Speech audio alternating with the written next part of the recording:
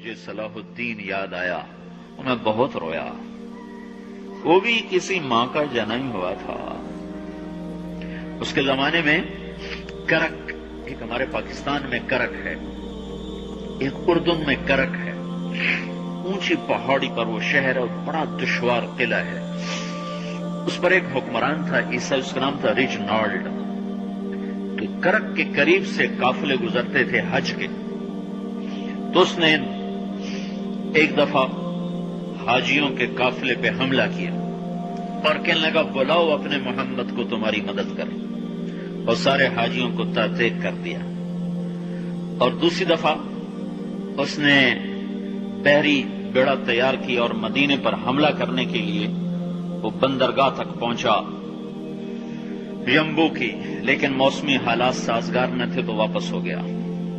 تو حطین کی لڑائی ہوئی ہے فلسطین میں، جس میں سارا یورپ اپنی طاقت کے ساتھ میدان میں اترا تھا، اور ادھر تنہا صلاح الدین ایوبی رحمت اللہ علیہ اکیلا اس لشکر سے ٹکرایا تھا. اور انہیں اس میں ساری رومن امپائر کو شکست ہوئی تھی.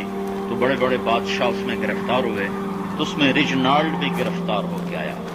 تو کوئی 12 بادشاہ تھے ریاستوں کے جو سامنے اس کے پیش کیے گئے. تو پیاس کی شدت سے سب کا برا حال تھا.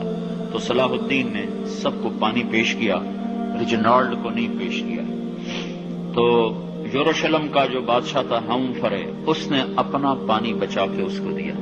تو صلاح الدین نے کہا یہ پانی تو دے رہا ہے، میں نہیں دے رہا ہوں. اسلام میں یہ ہے جب کسی کو پانی پلا دو تو اس پہ تم ہاتھ نہیں اٹھا سکتے، یہ امن کی نشانی ہے. تو صلاح الدین نے فوراً اسے کہا یہ پانی تو نے دیا، میں نے نہیں دیا.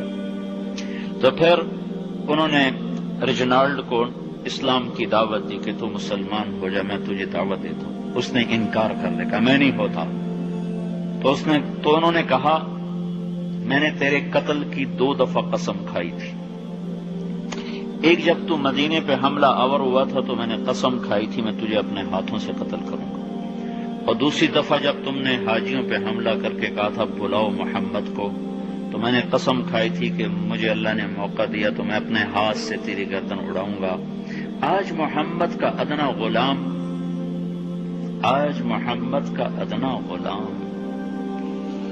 تیری اس بات پر یہ فریضہ ادا کرنے کے لیے آ رہا ہے. اور اپنی تلوار سے اس کی گردن اڑائی. وہ پیچھے لٹک گئی، پوری نہیں اڑی، پیچھے لٹک گئی. خوفناک منظر بن گیا. تو سارے بادشاہوں پہ کپ کپی طاری ہو